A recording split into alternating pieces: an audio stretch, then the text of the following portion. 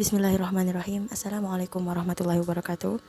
Let me introduce myself. My name is Habibatur Robiah, and today I am going to present about diglossia, bilingualism, and multilingualism in sociolinguistics context. But first, I'm going to say thanks to Kiai Haji Muhammad Hasan Mutawakil Allah and Dr. Abdul Aziz Wahab MK CHT, Dr. Wahyu Lestari MPD, Dr. Zainuddin MPD, and the especially for lecture in social linguistics major Miss Raudatul Islam MPD. So today we're talking about diglossia, bilingualism, and multilingualism. It is a community and individual aspects that influence our way to communicate with each others. So we're going to go to the topic next. So first, we're going to talk about diglossia. What is diglossia? Diglossia is two varieties of the same language used for different purpose. So an individual have two kinds of languages, but they use these languages for informal way, for purpose. So when he or she is in formal situation, this person will switch the language into formal context. But when they are in informal situation, this person will switch it in informal context. So it is mostly about the context, like informal and formal. For formal is they use in educational purpose like school or business, and for informal just like daily use. Okay, and both varieties coexist in the same community, and these varieties also and where this person live in his or her community also use this kind of languages. So generally the community do the same way with this person.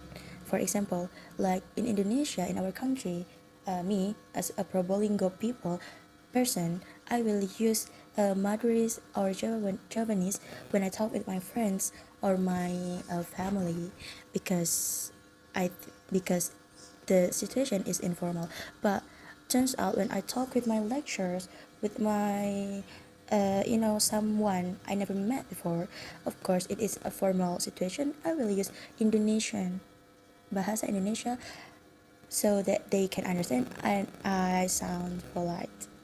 But it doesn't mean when I talk with my family and friends I am not polite, but it's just something else. Okay, next is we will understanding the bilingualism. So literally bilingualism is the ability of people who can use two languages, like first language and second language. So bilingualism also occurs at both individual and societal levels, with proficiency variety between languages, commonly in education system and global communication. So it is, as I said before, this is the ability to use two different languages from a people. When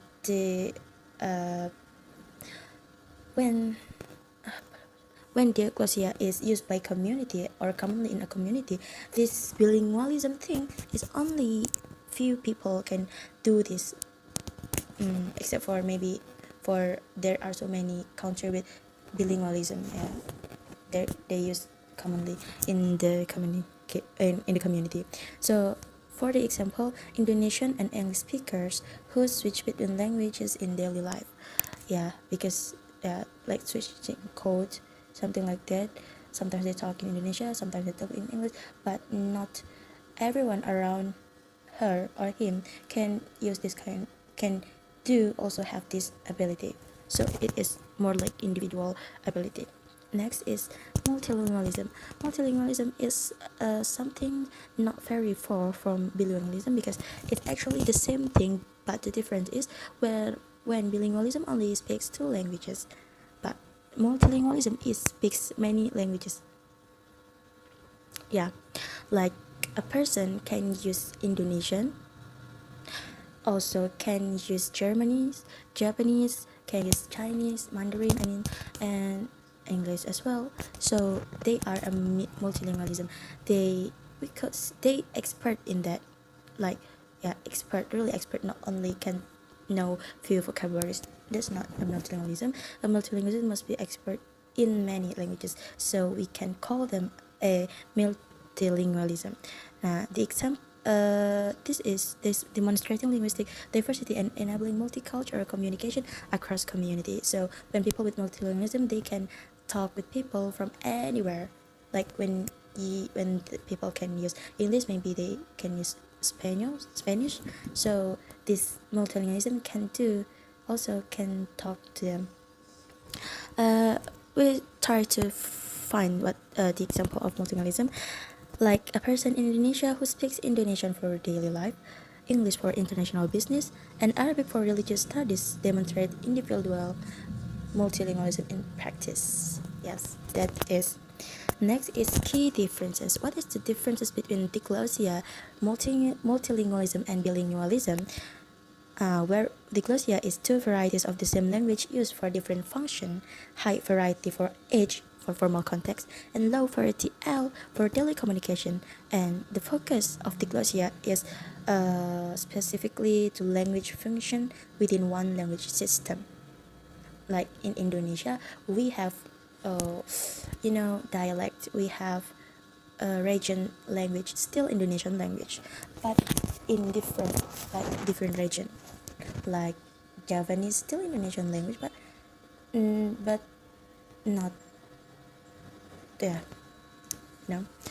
But when we talk about languages between around the world, like English Indonesia, that is different because it's talk about unity. Okay, and bilingualism and multilingualism is where the bilingualism is ability to use the two distinct languages, while multilingualism is ability to use more than two languages, and the focus is different from diglossia. This bilingualism and multilingualism thing is focused on number of separate language system and individual or society uses. That is the difference between diglossia and also bilingualism. Next is this is the real world language use, because language adapts to context and culture in diverse ways. So like you can see, teacher and people, yeah, that's the reviews, yeah, shows of people in real world language use. And next is conclusion. So the conclusion is language use varies with context and society. Diglossia focus on language function in social settings where high and low varieties serve distinct purposes within the same community, where bilingualism and multilingualism emphasize the number of languages spoken together. These concepts demonstrate linguistic adaptation and cultural diversity in real-world communication.